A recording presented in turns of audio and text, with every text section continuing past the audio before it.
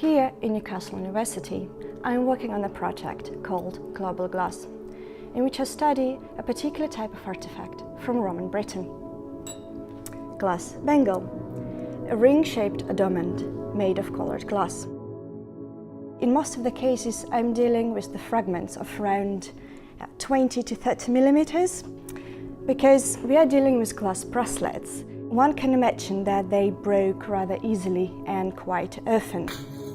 We are quite lucky because in quite a few cases we have complete glass bangles. This is why we know that these objects were ring-shaped and made seamless. On none of the surviving intact fragments, joints are visible. So, how would you make something like that seamless? If you think it for the first time, the technique seems rather difficult, but actually it is very simple and easy.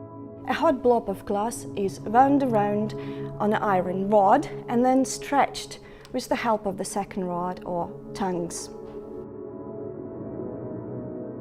While we don't have written records of the manufacturing process, we suspect that this was technique most likely used. And actually, this technology still survives today in modern-day India, Nepal and Nigeria. In modern-day Nigeria, glass bangles are produced by artisans living in the remote town of Bida in the center of the country. Chunks of glass are put into the crucible, positioned inside the furnace, where the glass melts. The melted glass is then wound around an iron rod and formed by the constant spinning of the rod into a rounded object. It is then further enlarged by stretching with tongues and constant rotation of the rod, so that in the end the object is sufficiently widened and more or less a round bangle is created.